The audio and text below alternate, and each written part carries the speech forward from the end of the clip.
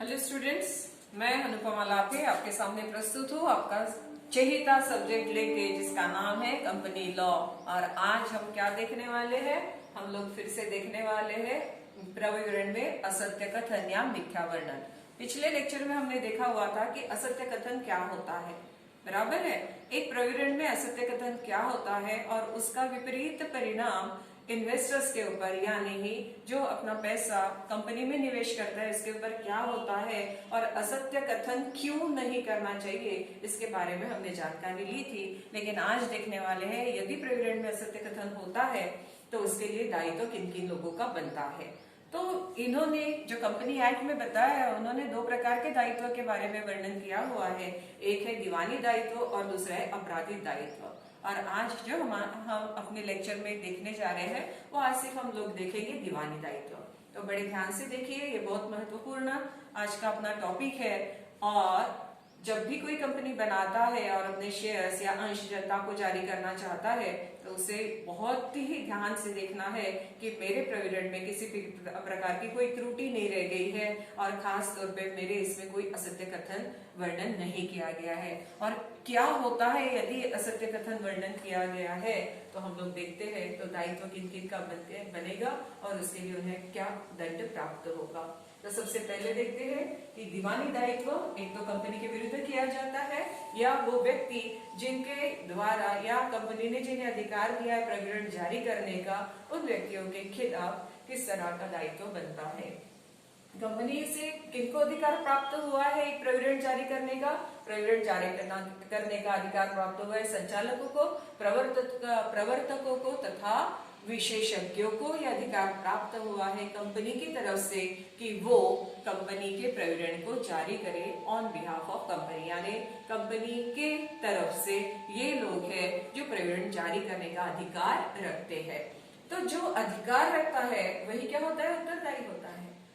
जैसे ये लोग तो उत्तरदायी है ही है, लेकिन एक कंपनी जो है, क्योंकि हमने देखा है कंपनी क्या है, कंपनी अपने नाम से सभी प्रकार के अनुबंध प्रस्थापित करती है। भले ही वो ये लोगों से अनुबंध प्रस्थापित करती है लेकिन नाम किसका दिया जाता है? कंपनी का, क्योंकि कंपनी अपना अलग से अस्तित्व रखती है, बराबर है।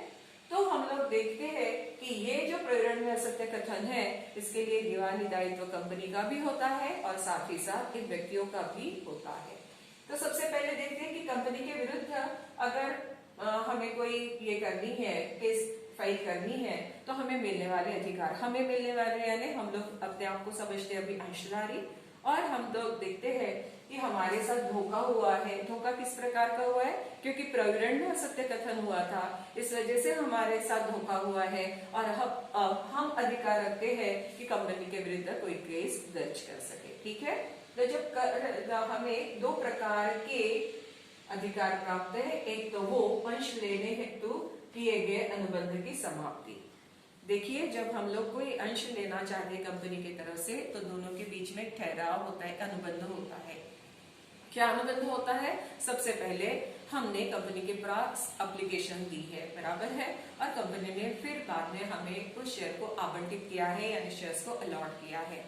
जब हमने जो एप्लीकेशन दी है उसके बाद जब कंपनी से एक्सेप्टेंस आता है तभी वहां पे क्या बनता है? अनुबंध बनता है। लेकिन ये एप्लीकेशन हमने क्यों दी है? एप्लीकेशन हमने वो प्रविवरण को देख के हमने क्या दी थी? एप्लीकेशन दी थी, लेकिन प्रविवरण ही असत्य था। अगर उसमें सत्य कथन किया गया रहता तो हो सकता था कि हम कंपनी के अंश को खरीदने के लिए कोई हमारी तरफ से एप्लीकेशन ना दे, बराबर है। लेकिन वो असत्य कथन पे हमने भरोसा किया और हमने कंपनी के अंश को क्रय करने के लिए कंपनी को एक आवेदन दिया हुआ है और कंपनी ने उसका स्वीकार किया है, बराबर है। तो अब हम दोनों के बीच में क्या हुआ? अनुबंध हुआ है। एक मेरे बीच में यानी हम जो अंशधारी है हमारे बीच में, और दूसरी कंपनी जिसने हमें वो अंशों को आवंटित किया हुआ है। लेकिन वो असत्य होने की वजह से अभी हमें कौन सा अधिकार प्राप्त हुआ है? जो अनुबंध हम दोनों के बीच में प्रस्थापित हुआ था उसे हमें समाप्त करने का अधिकार प्राप्त है। समाप्त करना यानी क्या है? अनुबंध को तोड़ना। अब मैंने अनुबंध को तोड़ा है और जितने पैसे मैंने कंपनी को दिए हुए हैं वो कंपनी की तरफ से पूरे के पूरे वापस लेने का मैं अधिकार रखती हूँ। कंपनी मुझे कुछ किसी भी तरह से जो जबरदस्ती नहीं कर सकती कि हम लोगों ने उनके साथ अनुबंध जो है कायम रखना है। देखिए, हमने जब शेयर्स अलॉटमेंट के बारे में पढ़ा हुआ है तो उसमें हमने एक चीज देखी थी कि यदि कंपनी ने आपको शेयर्स आवंटित किए हैं तो उसके बाद में कंपनी जितने भी मांग करेगी शेयर्स के मूल्य के, जो बाकी मूल्य है उसके बारे में जब भी मांग करती है तो हमें क्या करना होता है, उसके लिए पैसे कंपनी की तरफ देना जरूरी होता है।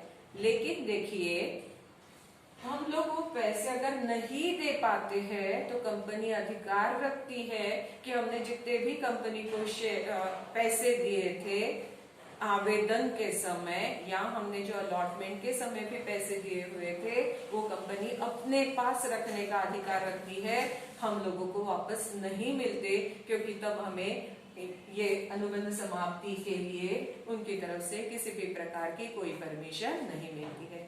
समझ में आया? लेकिन यहाँ पे हमें ये अधिकार प्राप्त है। ये अधिकार इसलिए प्राप्त है क्योंकि प्रविवरण में असत्य कथन है या तो मिथ्या वर्णन है। ये दो फर्क आपको समझ लेना बहुत जरूरी है। एक, सत्य कथन के बाद आपने शेयर्स का क्रय किया हुआ है, सत्य कथन है लेकिन अभी आपके पास इतना पैसा नहीं है इसलिए आप वो पैसे कंपनी को नहीं दे पा रहे हो, इसलिए अब क्या होने वाला है, अब कंपनी आपने जितने भी पैसे दिए हुए हैं उसे वापस नहीं करेगी। लेकिन जब कंपनी ने की तरफ से गलती है, उन्होंने असत्य कथन किया हुआ है, इसलिए आप उनके साथ जो अनुबंध किए हैं उसकी समाप्ति कर सकते हो और जितने भी पैसे आपने उनको दिए हैं तो आप क्या कर सकते हो, इस कंपनी से लेने का अधिकार रखते हो। दूसरा है हर जाने के लिए दावा। एक तो ये हो सकता है कि आपने क्या किया है, कंपनी से एक अनुबंध की समाप्ति की है, या तो दूसरा आपने किया है कि हर जाने के लिए दावा, यानी जितना भी आपका लॉस हुआ है असत्य कथन की वजह से वो लेने का अधिकार आपको प्राप्त है। यहाँ पे आप अनुबंध की समाप्ति नहीं कर रहे हो, लेकिन आप क्या कर रहे हो, कंपनी के ऊपर जितना भी आपका लॉस हुआ है उसके लिए, यानी जितनी आपकी हानि हुई है उस हर जाने के लिए आप दावा ठोकते हो कंपनी के विरुद्ध, और अगर आपके दावे में सत्यता है तो कंपनी से उतना पूरा का पूरा जुर्माना प्राप्त करने का अधिकार आपका होता है। दूसरा एक होता है संचालक, प्रवर्तक तथा विशेषज्ञों के विरुद्ध। यहाँ पे हमने देखा है सिर्फ क्षतिपूर्ति है, अनुबंध की समाप्ति नहीं। अनुबंध की समाप्ति इनके साथ क्यों नहीं है, इनके खिलाफ आप क्यों नहीं कर सकते? तो देखिए, ये लोग सिर्फ कंपनी के बिहाफ में, यानी कंपनी के लिए काम करने वाले लोग हैं, कंपनी नहीं। और आपने जो अनुबंध प्रस्थापित किया है वो कंपनी के साथ अनुबंध प्रस्थापित किया है, ना कि ये संचालक के साथ या प्रवर्तक के साथ या फिर विशेषज्ञों के साथ। इसलिए अनुबंध की समाप्ति उसी के लिए आपको मिलती है जिसके साथ आपने अनुबंध बनाया है। ये लोग तो मीडिएटर है, ये लोग बीच के लोग हैं जो आपका और कंपनी का जो अनुबंध है वो प्रस्थापित करते हैं। इसलिए इनके साथ अनुबंध की समाप्ति का कोई सवाल ही नहीं उठता, क्योंकि आपने अनुबंध जो किया है वो कंपनी के साथ किया। तो इनके लिए क्या होता है, क्षतिपूर्ति। आपकी जितनी हानि हुई है उस क्षतिपूर्ति के लिए आप उनके खिलाफ दावा ठोक सकते हैं। एक हर्जाना यानी उनसे कॉम्पनसेशन ले सकते हो। देखिए, क्षतिपूर्ति और हर्जाने में क्या फर्क है। क्षतिपूर्ति का मतलब ये होता है कि आप क्या करोगे, जितनी भी आपका लॉस हुआ है यानी आपकी जितनी हानि हुई है, हानि क्या होती है और हर्जाना क्या होता है, इसका फर्क हम लोग पहले देख लेते हैं, फिर बाद में आगे बढ़ते हैं। देखिए, क्षतिपूर्ति का मतलब ये होता है कि हो सकता है ये 100 रुपए का शेयर है, ठीक है, लेकिन मार्केट में ये असत्य कथन के वजह से आपको ये वैल्यू जो है वो क्या हुई है, 80 रुपए तक के आ गई है।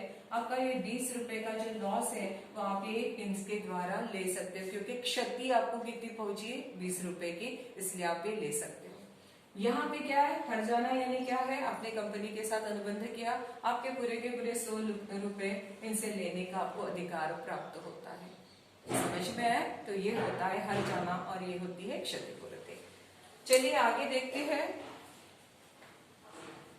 कि इस तरह से जो आपको कंपनी के खिलाफ अनुबंध समाप्ति के लिए जो अधिकार प्राप्त है, या हर्जाने के लिए जो आप दावा कंपनी के खिलाफ कर सकते हैं, ये आपको इसके लिए आप क्या क्या कर सकते हो, यानी ही अंश लेने हेतु किए गए अनुबंध की समाप्ति ये देखने के लिए आपको कुछ प्रावधानों का या कुछ नियमों का पालन करना पड़ता है, तभी आप कंपनी के साथ जो अनुबंध प्रस्थापित किया है उसकी समाप्ति कर सकते हो।